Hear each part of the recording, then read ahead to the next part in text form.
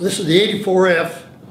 It's the first supersonic aircraft that I ever flew. I flew it in Langley, Virginia in the early 50s. I had one experience that's kind of interesting.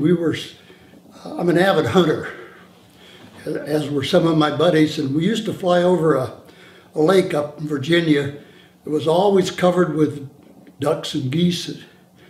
So we wanted to see if we could maybe hunt that area. So we drove up there in our cars, and we finally located the place. But a man told us that a real rich man lived there and he wouldn't let anybody hunt. But we went ahead and drove up, knocked at the door, explained who we were, and he said, "Oh, I'm sorry, no hunting. I don't allow it." So we apologized, and he said, "Wait a minute, are you the guys that fly over my pond?" And we told him, yeah, and he said, "Well, I'll tell you what I'll do. If you do me a favor, I'll let you have a hunt."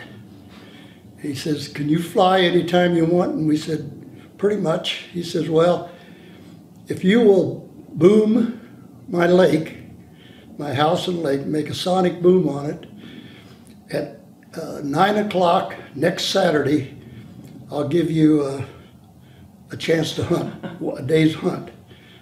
So we readily agreed. So next Saturday, my buddy and I got up in two airplanes, and we got up to over the lake, up at around 15,000 feet. And precisely at the correct hour, I think it was 9 o'clock, we put it into a nosedive, and both of us, knowing that we weren't going to be turned in, we really boomed that place. And we went back, and a couple of days later we got a postcard, the invitation to come the next Saturday.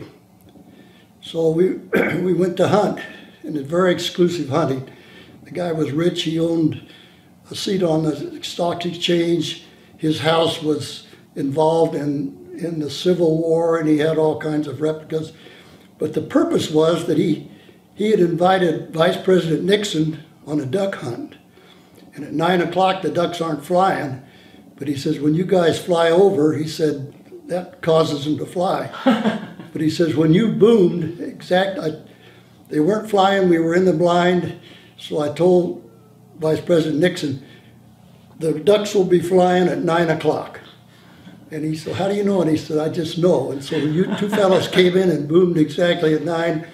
And he said, things came out of my swamp there. He said, deer and raccoons. But he said, we had a wonderful hunt. And he said, we really impressed the Vice President.